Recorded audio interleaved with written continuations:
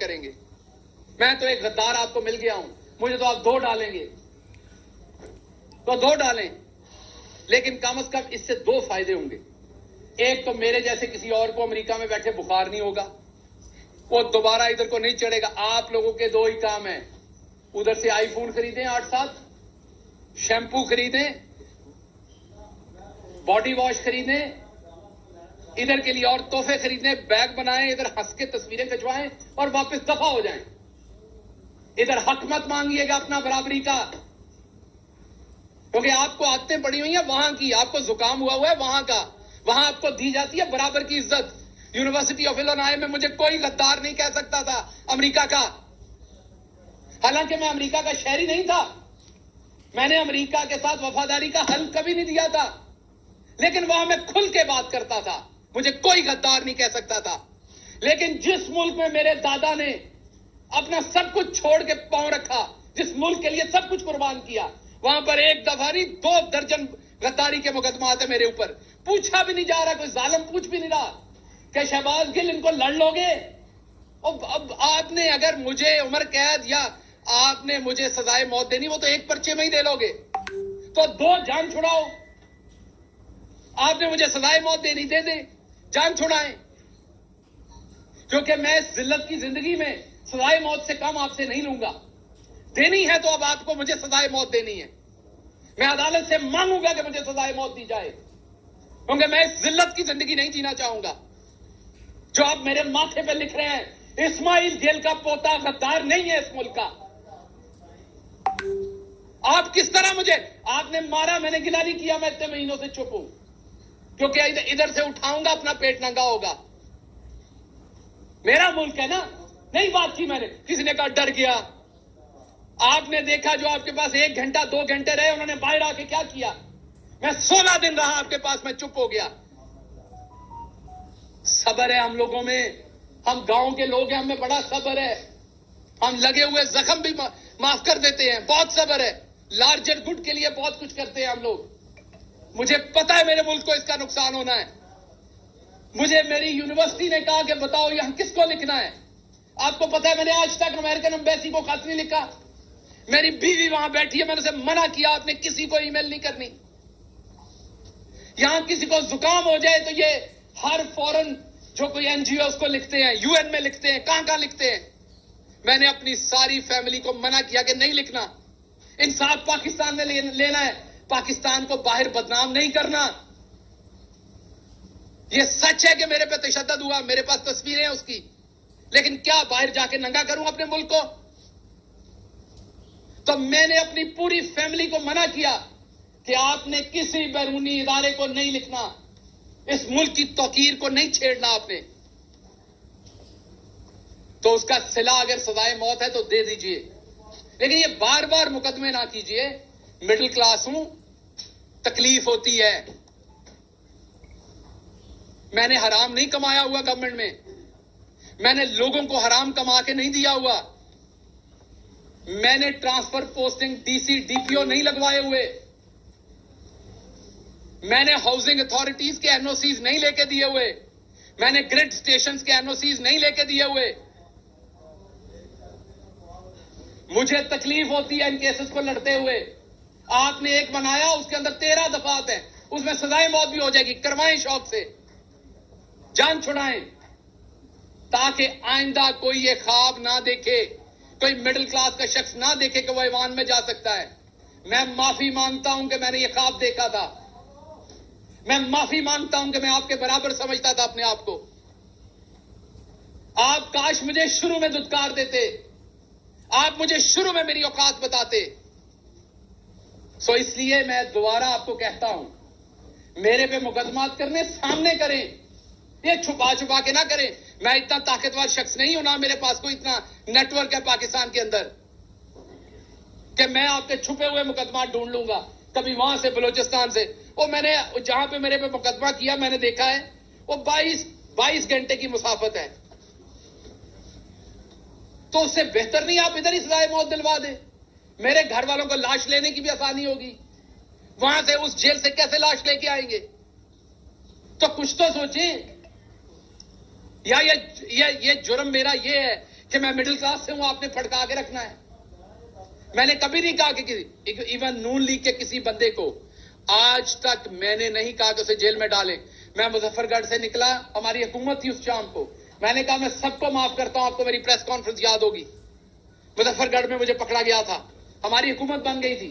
मैंने कहा यहां से ऐलान करता हूं, मेरी पार्टी किसी नून लीग वाले को सियासी मुखालफत बयानबाजी में अंदर करेगी, मैं खिलाफ खड़ा हूंगा जाके। अभी भी कहता हूं, हमेशा खिलाफ खड़ा हूंगा। एक तरफ करप्शन करने वाले नवाज शरीफ के बेटे की तस्वीर लीक हो गई थी, तस्वीर लीक हो गई थी, कुर्सी पे बैठे साथ टिश्यू पेपर का डब्बा भी था, और मेरी रात के 2 बजे तशद्दुद करके मेरा ये जबड़ा तोड़ के तस्वीरें खींच के मुझे ह्यूमिलिएट करने के लिए रिलीज की गई, इसलिए कि मैं चौधरी नजीर अहमद गिल का बेटा था, मैं मिडिल क्लास था, मेरा कोई रौला डालने वाला नहीं था। मैंने किसी सहाफी को पेट्रोल पंप या उनके प्लॉट नहीं दिए हुए थे, मेरी माफिया नहीं थी।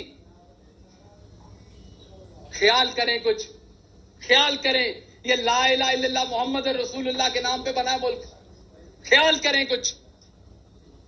अगर आम आदमी गलती से पहुंच जाता, ख्याल करें कुछ।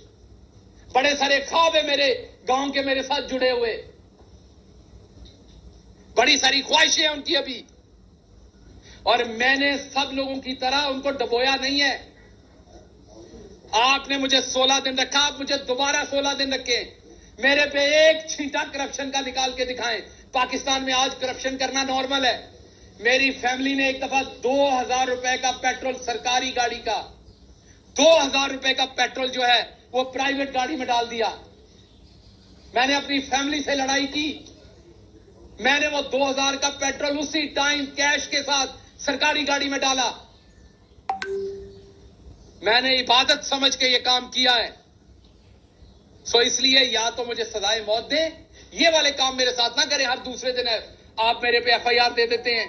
मैं राणा सनाउल्लाह साहब उसके बाद कहते हैं कि जी भुगते हैं जी, इनके रोने निकल गए। मैं मास्क मांग रहा था, मैं रो नहीं रहा था।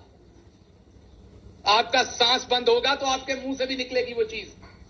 मेरा सांस बंद था। मैं चुप इसलिए हूं कि मैं बोलूंगा तो उसमें बेतौकीरी है। मैं बुजदिली से चुप नहीं हूं, मैं बेतौकीरी से चुप हूं।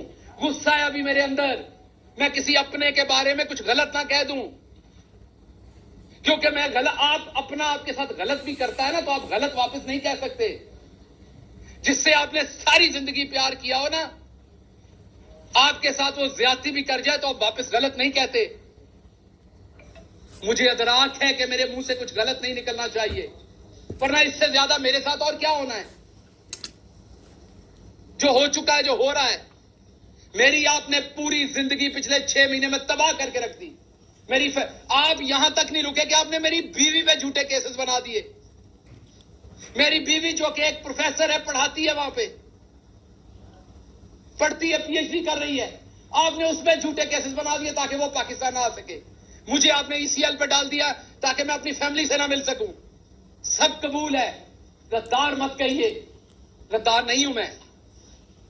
और जो करना है वो एक एफआईआर में कर लीजिए, आपके हाथ में है। और मैं आपको बता दूं, मुझे किसी ने नहीं बचाना, मुझे यह भी बताया। अगर फांसी आपने देने का सोच लिया तो लगनी है, मैं हाजिर हूं, क्योंकि मैं बच नहीं सकता। तो मैं अब और क्या सोचूं, तो मैं हाजिर हूं, अब कर लीजिए। अगर जिंदगी इतनी लिखी तो ऐसे सही। लेकिन आपको पता है कि जिस दिन सजाए मौत दी जाती है उस दिन भी नहला के धुला के दी जाती है। उस दिन भी आपको खाना खिलाया जाता है, आपकी किसी सूरत तजलील नहीं की जाती। ये तजलील ना करें कि मुझे पता ही नहीं होता एफआईआर कहां है। मैं हर रोज नई एफआईआर ढूंढ रहा हूं, अदालतों के चक्कर लगा रहा हूं, जी बता दे मेरी एफआईआर कहां है। और आवाज बुलंद करता हूं कि पार्टी के लोग मुकदमे नहीं करते, कहते जी पार्टी पे तनकीद कर रहा है। और भाई मैं बता रहा हूं, मैं असद उमर को देखता हूं, वो हर अदालत की पेशी पे खुद पहुंचे होते हैं। हक किनका लड़ रहे हैं? पंजाब के एमपीएस का, कि जल्दी इलेक्शन हो, और वहां 3 एमपीएस होते हैं, बाकी कोई नहीं होता। तो क्या ये गलत बात है अगर मैं करता हूं तो इसलिए आपके कोई सवालात हैं तो मैं उनका जवाब दूंगा। मैं सिर्फ ये चाहता हूं कि आपने जिस तरीके से फवाद चौधरी के केस में 4 दफा हाईकोर्ट के जज की बेतौकीरी की, इंडियन सुप्रीम कोर्ट फैसला दे चुकी है 124A पे। बंदयाल साहब, अब शान है पंजाब की, पाकिस्तान की। बड़ी बड़ी आपसे तवक्का होता है, हम दुनिया की बेस्ट यूनिवर्सिटी से पढ़े हुए हैं। Please move your pen. अगर आप अभी जस्टिस नहीं करेंगे ऑनरेबल जज साहब, तो कब करेंगे? अगर इंडियन सुप्रीम कोर्ट हटा सकती है, अंग्रेज जो हमारे ऊपर गासिब था, हम जिसके गुलाम थे, वो कहता था इस केस में आप गद्दार हैं, अब तो ये हमारा अपना मुल्क है, अब हम गद्दार कैसे हो गए? या फिर बता दीजिए कि ये अभी भी सिर्फ अशराफिया का मुल्क है। मिडिल क्लास गांव के लोग अभी भी यहां गद्दार हो सकते हैं। बताएंगे किसी एक शहजादे को आपने गद्दार कहा हो? बताएंगे किसी एक शहजादे पे आपने चला होगा तो हबीब जालिब पे चला होगा, चला होगा तो फैज पे चला होगा। मिडिल क्लास के लोगों को ही गद्दार कहा गया, उन्हीं पे केसेस चले। तो इसलिए मेहरबानी कीजिए चीफ जस्टिस साहब, आपकी खामोशी भी अब तकलीफ देती है। मेहरबानी कीजिए, पाकिस्तानी आपकी तरफ देख रहे हैं। पूरे एहतराम से मैं कह रहा हूं, मैं पूरे एहतराम से जजेस को कह रहा हूं कि आपकी तरफ देख रहे हैं। मैं आपसे यह भी वादा करता हूं, कोई आया तो मैं उसे एयरपोर्ट पे खुद रोकूंगा। मैं आप किसी ओवरसीज पाकिस्तानी को सियासत में नहीं आने दूंगा जो ईमानदारी से सियासत करना चाहता है। हाँ, वो वाले तो आएंगे जो आते हैं, वजीर आजम बनते हैं, काम पूरा करते हैं, बक्सा उठा के वापस चले जाते हैं। कोई हमारी तरह का आने लगेगा ना मिडिल क्लास, तो मैं उसे कहूंगा नहीं आना। मुझे ये समझ आ गई है कि हमारी ये औकात नहीं है। मुझे अच्छी तरह से समझ आ गई कि हम इस चीज के लिए नहीं बने। मुझे ये भी अच्छी तरह समझ आ गई, इवन यहां बैठे भाइयों ने भी अभी मेरे कपड़े उतारने, शहजादों के नहीं उतरने। शहजादों से सवाल नहीं, ऊंची आवाज में सवाल नहीं हो सकता। यहां पे बैठे भाइयों ने भी, डॉक्टर साहब आप तब ये किया करते थे, आप अपनी हुकूमत में ये किया करते थे, आपको तब शर्म नहीं आती थी, आपको तब ख्याल नहीं आता था। क्योंकि आपको भी पता है आगे मिडिल क्लास बैठा हुआ है। सो ये हमने पूरा माशरा जानवरों का माशरा बना दिया है। इवन जंगल में भी हकूक होते हैं, हमने जंगल से भी ऊपर काम कर दिया है। मैं नहीं बोलना चाहता, इसलिए खुदारा दोबारा सोचिए। हम इस मुल्क के शहरी हैं, हम इस मुल्क से मोहब्बत करते हैं। इस मुल्क के अदलिया हो, कोई भी इदारा हो, हर इदारे का एहतराम करते हैं, मोहब्बत करते हैं। पॉलिटिकल डिफरेंसेस हो सकते हैं, इसलिए इनको पॉलिटिकल डिफरेंस रहने दीजिए, इस हद तक ना जाइए। हमने नवाज शरीफ की तरह करप्शन नहीं की हुई, हमने पैसा नहीं बनाया हुआ। हम पे 1-2 केस बनाए, उसमें मैंने बार बार कहा सजाए मौत करा दें। इतनी लंबी चौड़ी ये कोई, आपने तो इतनी तो रेस्टोरेंट के अंदर डिशेस का मेन्यू नहीं होता जितनी FIR दे मारी हैं। एक मिडिल क्लास बंदा किधर से उनको पकड़े, किधर से पूरा करे? कोई सवाल जी? ISTV पाकिस्तान को सब्सक्राइब करें और बेल आइकन को दबाएं मजीद वीडियो और अपडेट्स के लिए।